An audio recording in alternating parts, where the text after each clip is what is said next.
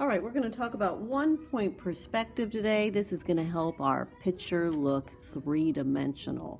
We're going to start with a horizon line. A horizon line is where the earth and the sky meets.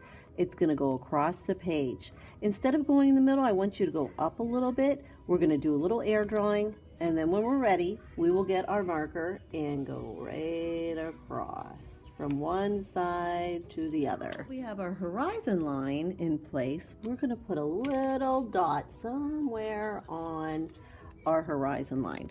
That is going to be where our diagonal lines all meet to show our perspective. So from that dot, I want you to draw a line all the way to the bottom of your page. Then go back up at the dot, draw another line all the way to the end. And we'll do another one. I'm thinking one more. Do you see how they're all diagonal and moving out from each other? This is going to be our fields. We'll put some stuff that we're growing in our farm right there. Now we can go look at the horizon line. Now anything that goes on the horizon line is going to be smaller than the items that are down here, because when we see things in the distance, things get smaller. Towards the bottom of the page are bigger. So let's think, what could we have on a farm? How about a house and a barn? Think about the shapes that you could use for your house, the details we could put in,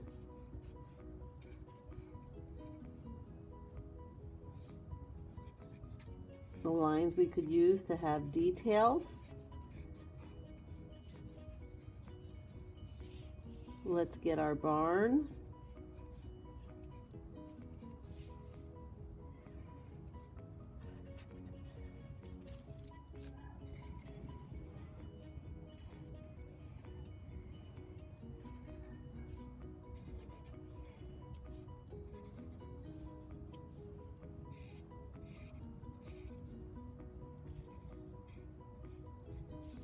Maybe we'll put a silo in.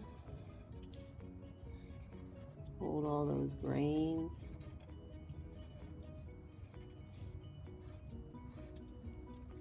Anything else you want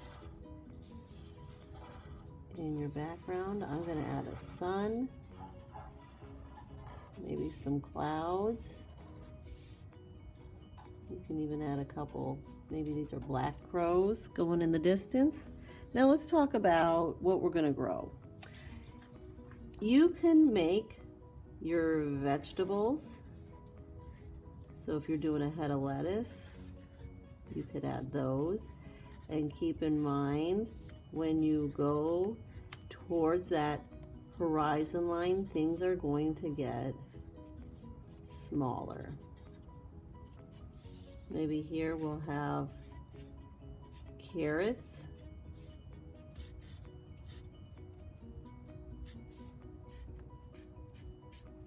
Making things smaller.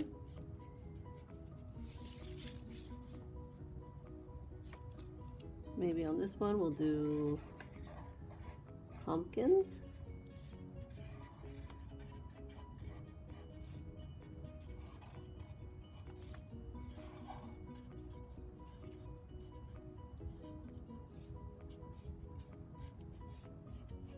We'll add our vines in there.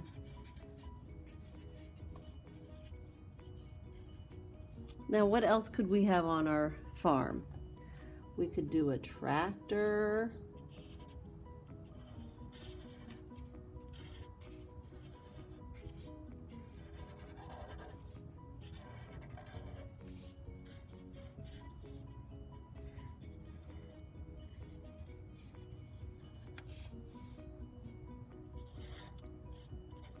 We could have some farm animals.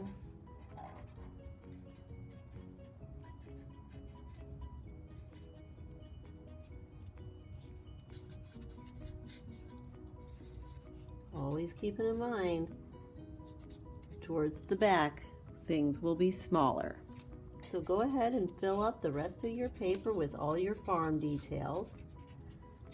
and then we'll paint. All right, we're going to use watercolors today. We have 3 different brushes: small, medium, large. Small brushes will be for those tiny details. Large brushes will be for large areas, and medium brushes will be for medium areas.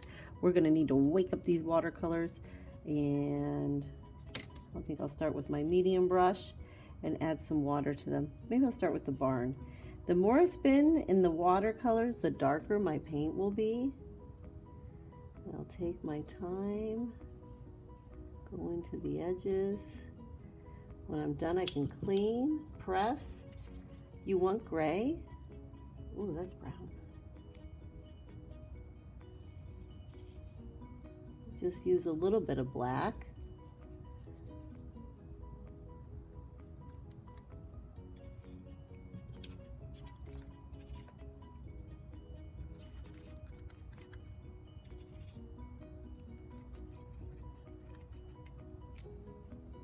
There we go.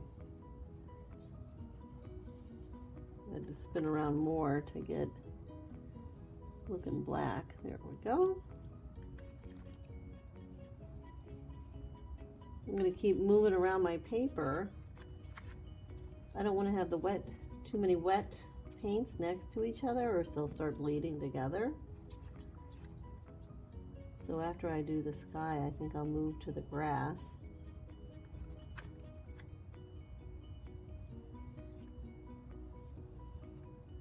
And then come back. And then we have our 1 points perspective farm with our horizon line and vanishing point. Objects towards the bottom of the paper are going to be larger. Things that go towards the horizon line will be smaller to show perspective.